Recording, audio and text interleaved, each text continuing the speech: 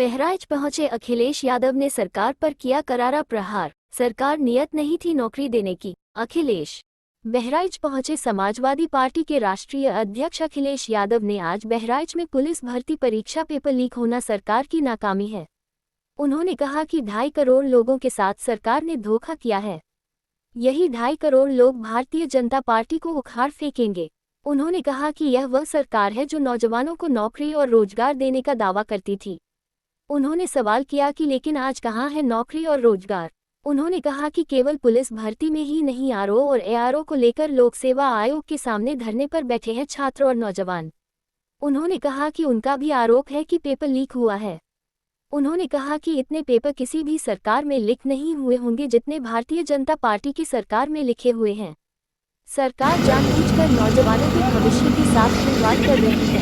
उनके सपनों को तोड़ रही है। नौजवानों को नौकरी देना चाहती है या रोजगार देना चाहती है। केवल अपने मैनेजमेंट के लिए बजट लग रही है सरकार। उन्होंने कहा कि देश का नौजवान नौकरी और रोजगार चाहता है, वह देश को बनाना चाहता है। अगर वह सपना पूरा करना चाहता है तो उसे नौकरी और रोजगार मिलना चाहिए। नौजवानों की एनर्जी वेस्ट हो रही है। उन्होंने कहा कि सरकार की नीयत कभी नहीं रहेगी नौजवान अपना भविष्य बनाएं। उन्होंने कहा कि यह सरकार अपनी रीच जैसी टेम्परेरी नौकरियां दे रही है। अखिलेश यादव ने कहा कि भारतीय जनता पार्टी खुद को राष्ट्रवादी और राष्ट्रप्रेमी बताती है। वह राष्ट्रप्रेमी कैसे, जो नौजवानों पर और किसानों पर लाठी चलवा रहे हैं। किसानों पर आंसू गैस के गोली चलाए जा रहे हैं। कई किसानों कईयों की जानें जा चुकी है। इससे पहले भी जब काले कानून के विरुद्ध आंदोलन में सैकड़ों किसानों को अपनी जान गंवानी पड़ी थी, अब वह जान जा रही है। इन्हें परवाह नहीं है। इन्हें परवाह सिर्फ अपने वोट की है। वोट के लिए भारतीय जनता पार्टी किसी भी तरह का झूठ बोल सकती है। राम मंदिर जाने के सवाल पर उन्होंने कहा कि जब भगवान प्रभु राम बुलाएंगे तब जाएंगे। उन्होंने कहा कि वह इतने बड़े भक्त हैं कि वह अपने यहाँ मंदिर बनवा रहे हैं। उन्होंने कहा कि भगवान शालिग्राम को वह नेपाल से लेकर आए हैं। अखिलेश यादव पूर्व सपा सांसद स्वर्गीय रुआब सईदा को श्रद्धांजलि देने पूर्व कैबिनेट मंत्री यासर शाह के आवास पर आए थे। साथ ही उन्होंने सपा नेता पंडित भगत राम मिश्रा से मिलने उनकी जीत गए।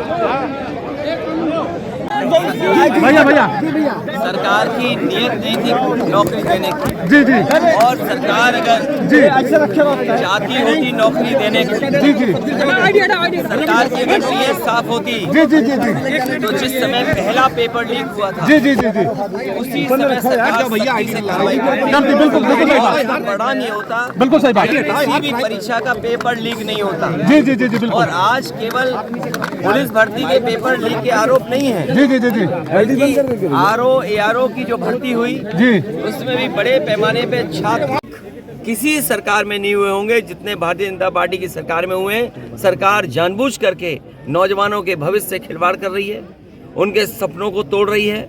नौजवानों को न नौकरी देना चाहती है सरकार, न रोजगार देना चाहती है। केवल अपनी मैनेजमेंट के लिए बजट लगा रही है सरकार। युवाओं के नशे में राहुल गांधी वाले बयान पे पीएम मोदी ने पलटवार किया है, आपका क्या कहना है? देखिए, इस देश का नौजवान नौकरी और रोजगार चाहता है। इस देश का नौजवान भारत देश को और उत्तर प्रदेश को बनाना चाहता है। अगर वो सपने पूरा करना चाहता है तो उसको नौकरी और रोजगार मिले समय पर, वरना उनकी जो क्षमता है, जो उनकी एनर्जी है, वो वेस्ट हो रही है। सोचो, अगर हम दुनिया में ये माने कि सबसे युवा देश भारत है और एक दिन ऐसा आएगा जब इनके हाथ में नौकरी रोजगार नहीं होगी, इनकी उम्र जब बढ़ जाएगी तो भी तो हमारे देश और समाज के सामने समस्या खड़ी होगी। इस सरकार की नीयत कभी नहीं रही कि नौजवान अपना भविष्य बनाए। क्या अग्निवीर जैसी टेम्परेरी नौकरी ये सरकार दे रही? आप देखिए इनके भाषण, हर भाषण में भारत माता की जय हो। बिना भारत माता की जय के न इनका भाषण शुरू होता है और न इनका भाषण खत्म होता है। और ऐसे लोगों ने अग्निवीर जैसी टेम्परेरी नौकरी दी। क्या टेम्परेरी नौकरी से हमारे नौजवानों को जो वर्दी पहनने का सपना है वो पूरा हो रहा है? जो टेम्परेरी नौकरी देते हों, नौजवानों के भविष्य से खिलवाड़ करते हों, और किसान धरने पर बैठा है। ये कहते हैं राष्ट्रवादी हैं, हम राष्ट्र प्रेमी लोग हैं। वो राष्ट्र प्रेमी कैसे जो नौजवानों पर और किसानों पर लाठी चलवा रहे हों, किसानों पे आंसू गैस के गोले चलवा रहे हों। कईयों की जान जा चुकी है। उससे पहले भी जब काले कानून को लेकर के किसान बैठे थे, 800 से ज़्यादा किसानों की जान गई थी। और अब फिर जान जा रही है। इन्हें कोई परवाह नहीं है, इन्हें केवल परवाह अपने वोट की है। वोट के लिए भारतीय जनता पार्टी कोई भी झूठ बोल सकती है। गाना और गाने का भेदभाव करिए। अखिलेश जी राम मंदिर कब जाएंगे? जब भगवान बुलाएंगे। भगवान तो बुलाते हैं अपने भक्तों प्रभु को। भगवान जब बुलाएंगे तब भगवान जाएंगे। अपने भक्तों को वैसा बुलाते हैं। और भगवान अपने भक्तों को वैसा बुलाते हैं। अरे हम तो इतने बड़े भक्त हैं, इतने बड़े भक्त हैं कि हमारे यहाँ मंदिर बन रहे हैं सर, मंदिर बन रहे हैं। और भगवान शालिग्राम देखिए कहाँ से, नेपाल से चल करके आए, लेकर के आए हम लोग। इसलिए सवाल दाने और गाने का है सर, सवाल नौकरी और रोजगार का है। ऐश्वर्या राय को नाचने की बात कहते हैं राहुल जी, और वो आपके सांसद की बहू है। मैंने कहा कि भाई जिसका दाना उसी का गाना गाओगे तुम। बयानबाजी में क्या कहेंगे? अरे मंदिर का मुद्दा था, मंदिर बन गया है। इस बात का बयान में कम से क्या कम बयान? हमारे साथी तुम्हारे चैनल के लोगों को दौड़ाया जा रहा है, नौजवान खदेड़ दे रहे हैं। हमें उम्मीद है इससे सच्ची पत्रकारिता आगे आएगी।